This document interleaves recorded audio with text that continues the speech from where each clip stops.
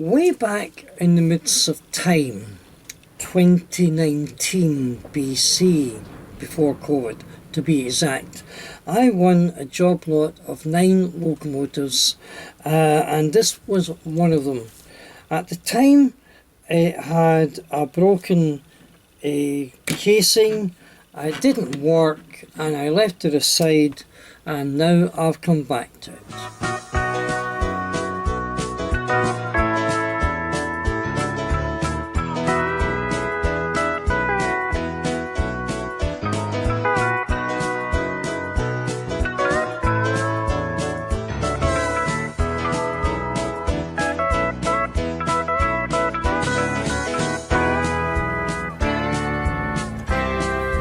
Hi there YouTubers, and welcome to another service video from Sorts 6233.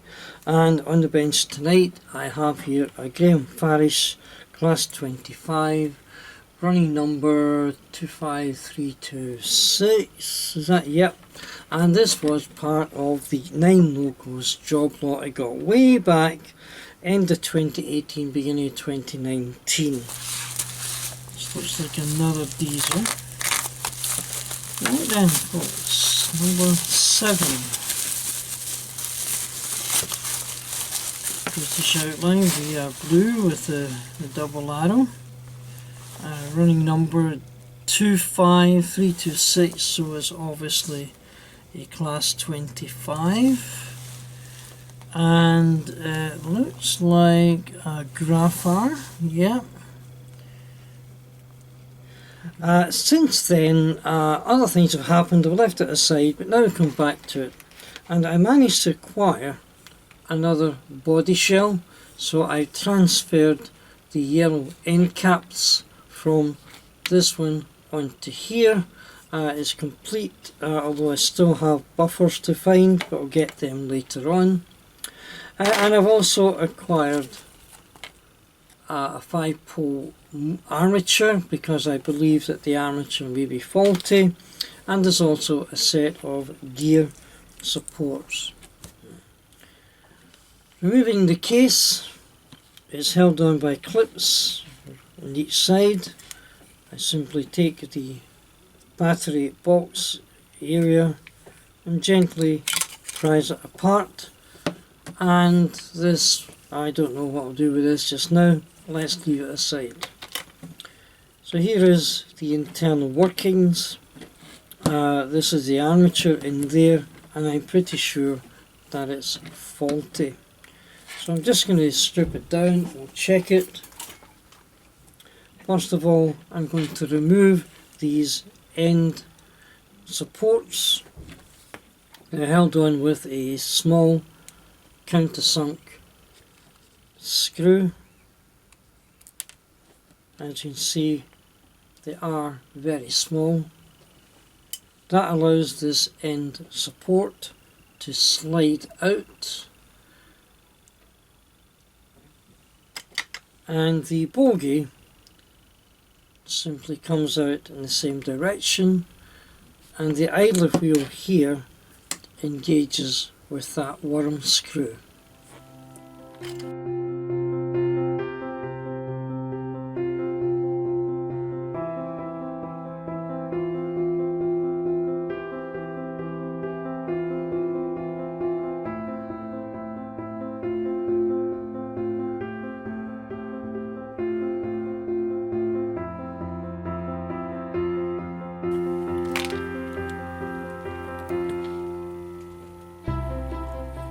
So, as you can see, the base plate has been removed, and what that does is actually releases one of the brushes from the armature, because this is the bottom cradle for the armature.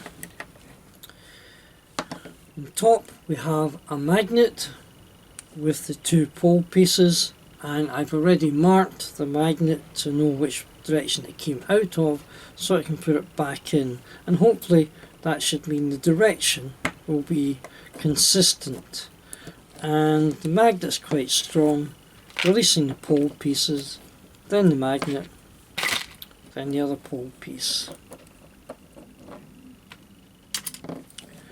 And I'm just going to carefully remove the brush spring in case it goes missing, and the capillary tube held in here is maintained by this sliding contact at the top.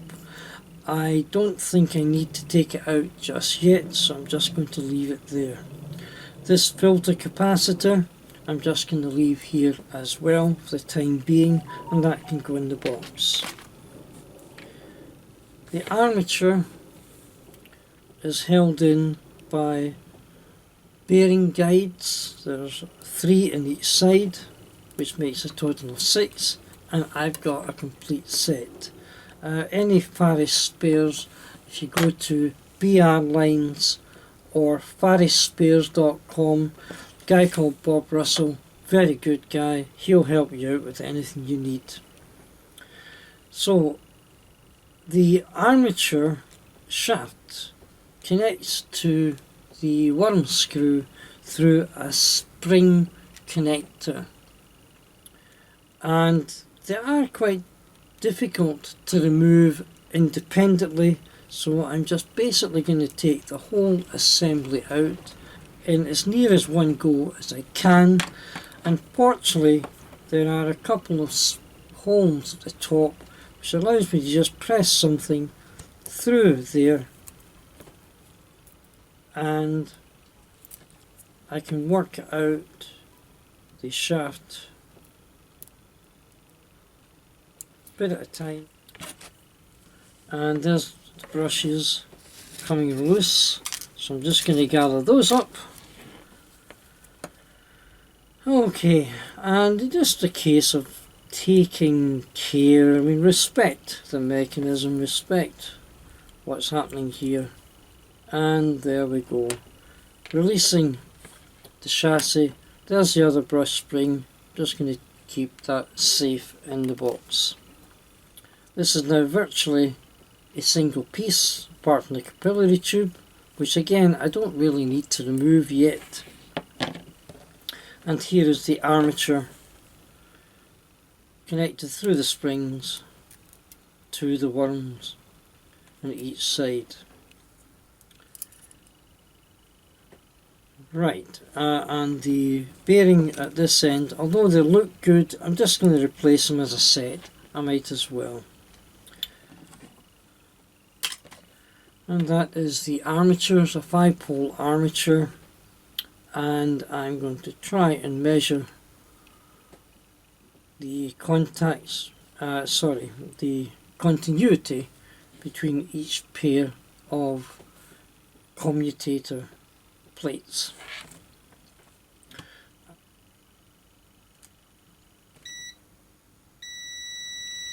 $11 ohms.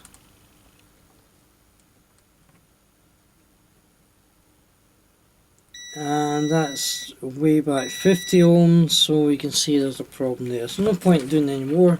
This is definitely defunct, an ex-armature, no longer armaturing.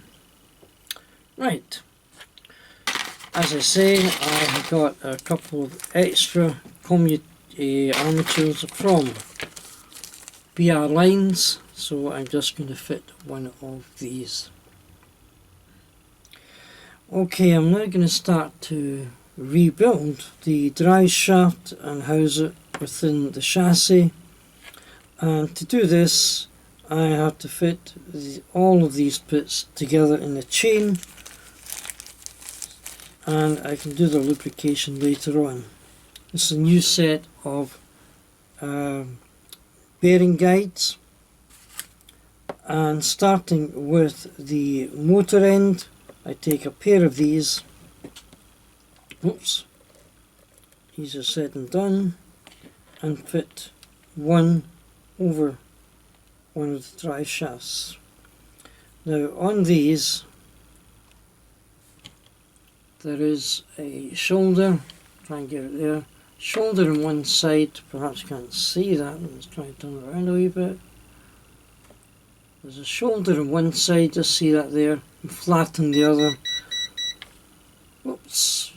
Oh, that's just my meter telling me I haven't used it for a while.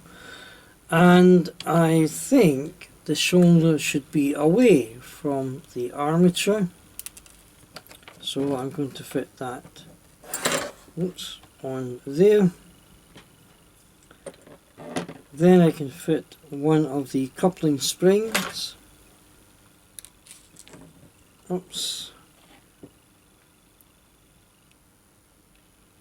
Slide it over the end of the shaft.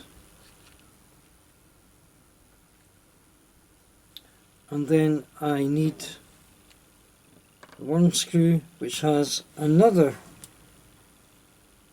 bearing fitted. Again, I'm making the what do they call that? That bit there sticking towards the spring, away from the shaft. It's a new meter I got. Just loves attention. And finally, the last one with the shoulder, that's the word I'm looking for, again away from the shaft. I'll just keep this off, because otherwise it'll just keep falling off anyway. So now to do the same on the other side. First bearing in with the shoulder away, spring fits over the shaft.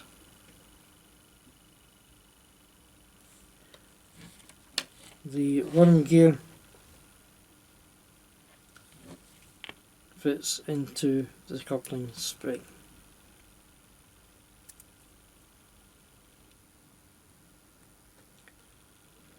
And I'm just going to give it enough to hold it there.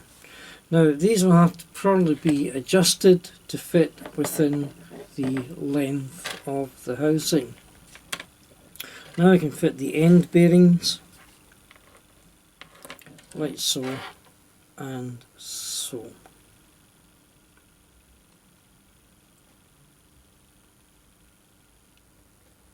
Come on, there we go. Right. Now, on the housing, there are sets of grooves, so the bearing guide slides in there a bit like a shelf.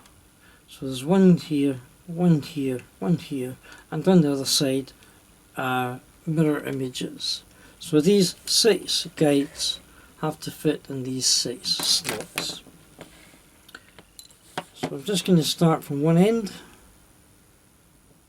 and the other thing is that you'll notice that there is a groove cut out of the top of one end of these bearing guides.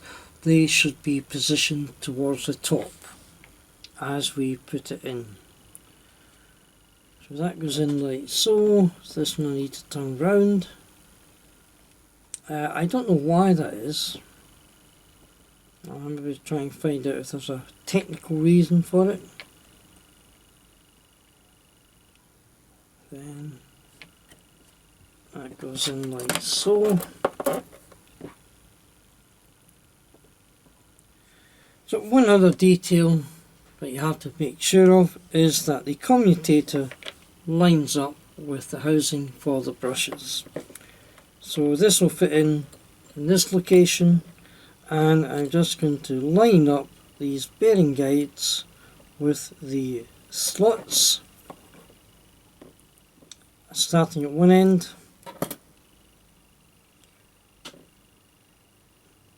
and fit them in one at a time.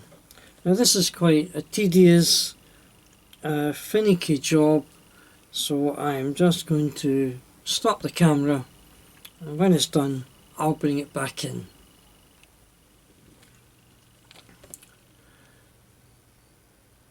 So the guides are now in the runners. I'm just going to gently settle them into the grooves, working my way along the shaft.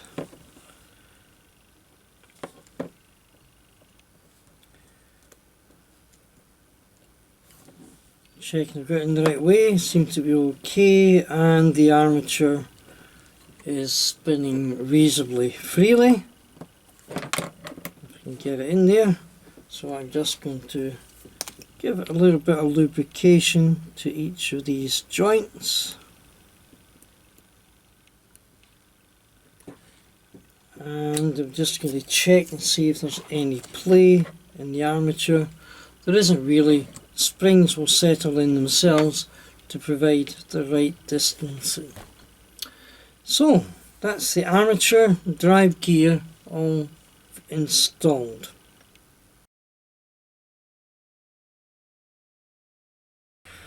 I'm going to fit the base plate, which contains the housing for the other brush.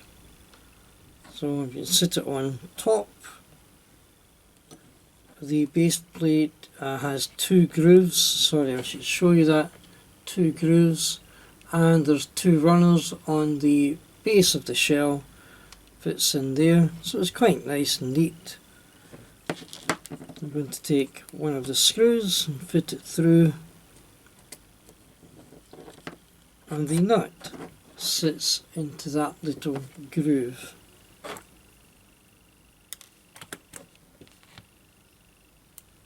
Oops, sits in there. And then when I put the screw in, I should be able to feel the thread. There it is, and then that will just tighten up nicely. Although I don't tighten it up until I've got them all in, so I feel tension, come back again.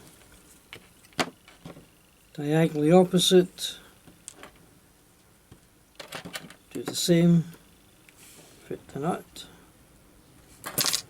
This time this screw is going to feed through one of the legs of the filter capacitor.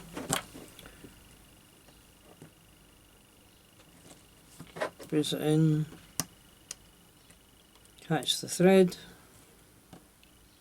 there it is, and is that okay? Yeah, and that should be good in there. Right, now I can fit the magnet and the poles here, here, here. Way to do this: fit one of the pole pieces. I don't know if it makes a difference which one is which. The point of this fits into the top, the plastic plate. So it fits into a gap under the armature. Then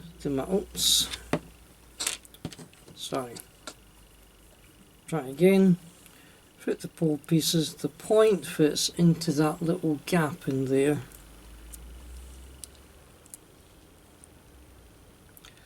They don't rub on the armature when they're in place. Put the magnet in. Remember, I marked the magnet. There's the mark there. There's a line. That goes in like so.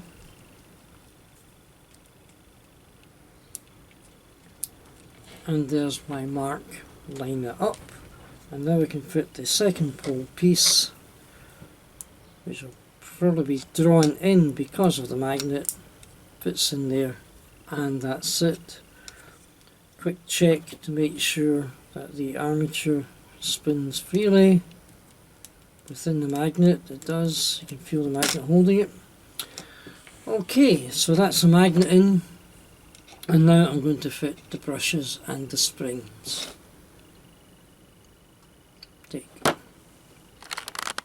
So here we go. The following morning I'll come back to this and bit of sustenance. So here goes. It's Morrison's Gold Blend Black, no sugar. Right then. Okay, so what's going on here? Let me tell you. The armature just wouldn't spin freely at all, so I'll take the whole thing out, and what I'm going to do is refit the bearing guides so that the shoulders I told you about are pointing in the way in 3 pairs, in towards the worm screw, in towards the armature, and in towards the worm screw.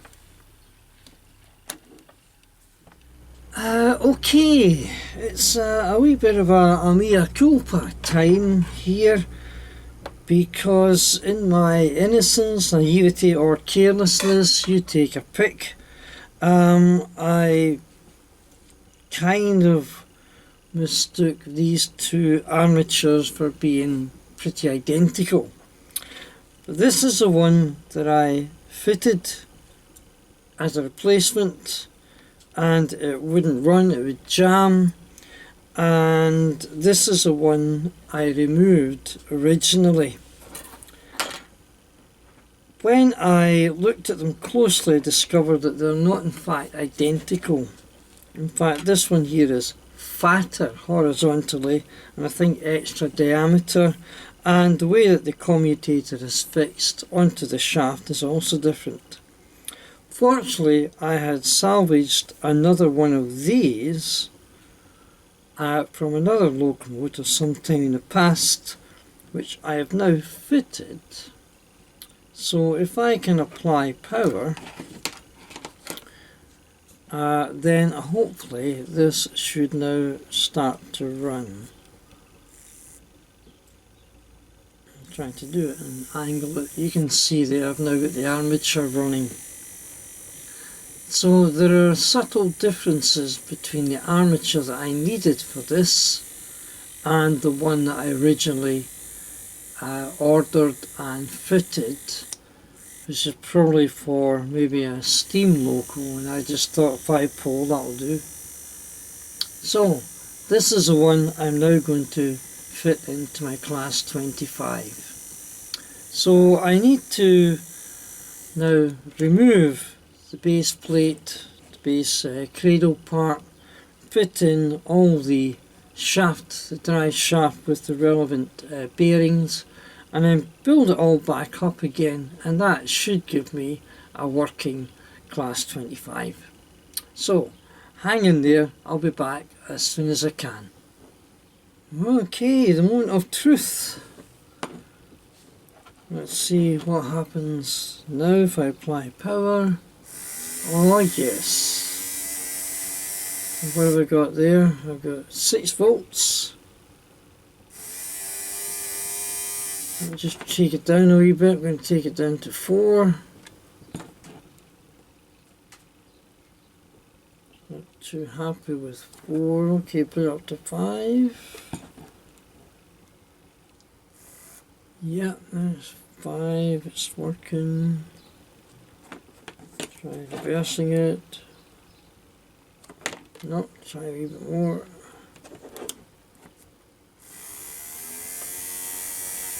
And it probably would need a bit of running in to let all the lubrication take effect after being out of commission for so long. There's a good. So I'm going to finish the rebuild, and we'll get the bogies up onto the chassis and hopefully see it running. The first bogie fitted and running.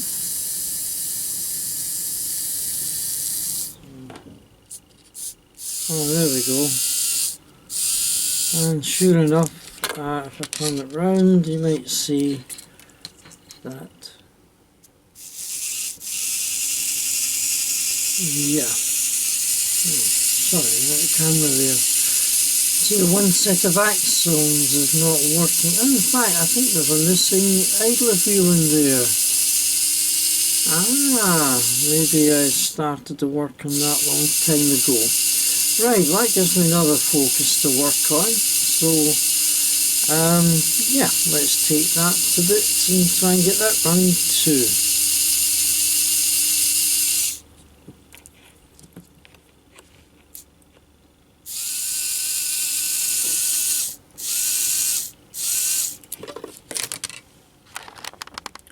So now for the moment of truth. Will we have movement? I'm turning the voltage up. 4 volts, 5 volts. Oh, look at that. Let's try reverse. 4 volts, 5 volts. try here. Maybe that's my track. Yep. Yeah, okay. Class 25 is just about ready for service. Oh my goodness me. I mean, I've had this for 3 years and it's not knowing how long it's been out of action beforehand. Just one little thing to do, and that is I've got to try and get this to go in a forward direction when I apply current. The correct way, positive rail, so when I turn the power up positively, it's actually going in reverse. So I can do a wee tweak on that without any bother. Probably the magnet in back to front, and they'll be ready for service. Stand by. Well, isn't this a pleasant sight? There's my class 25 running on my test track and running quite smoothly, not enough a lot of power, and it's been running for about half an hour without any sign of problems. So I'm just going to get it all boxed up, get the cover on, maybe attach it to a little rake of wagons or coaches, I'll see what I've got. And that should be it. So my next test, just while I'm running round, is I'm going to set up, whoops, do it next time round, I'll set up the points to see if it will switch, that one, make sure I get power on, the same level, and that should come through the points. That's my track. Oh, there it goes. Yeah, there it goes. Picked it up. Lovely. Switch the points back here. Now pick it up and just apply a little more current. Oh yeah. There we go. And just to show it wasn't a fluke, I'm going to put it back again. There. Back onto the other track. Switch the points again. There we go. So, class 25. Which I've had for, as I said, about 3 years, been out of commission for dear knows how long, all ready to go back and take its place on the rails. Lovely, lovely, lovely.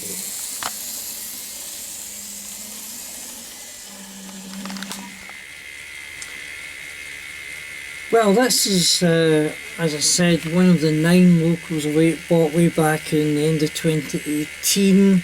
So that's me up to 7 out of the 9 working. The other 2 have been totally scrapped. So that's quite successful, I think. So this little class 25 basically needed an armature. I replaced the bearing guides as well. New brushes, new springs. And also fitted buffers. The only buffers I had were oval buffers. I don't actually know if that's right for this prototype, but hey, it's my railway and it's my locomotive. But it's been running lovely for hours and hours, been hauling freight, hauling coaches, running backwards, running forwards, changing points. So I'm quite happy with the way this has turned out. I hope you liked that, people. Another N-gauge repair successfully completed. This will go into stock and eventually I'll be able to run it somewhere. If you liked that, please let me know. If you have any comments to make, I'd like to hear them. Whether they're good or bad, I'll answer every one of them if I can. And if you like the idea of what I'm doing with N-gauge repairs, you might want to subscribe if you haven't already done so. And for those who have done so, can I just say very big thank you for all the support that I'm getting from the people out there watching YouTube. So until the next time, be good, take care and keep safe, and hope to see you again. So until the next time, it's bye for now.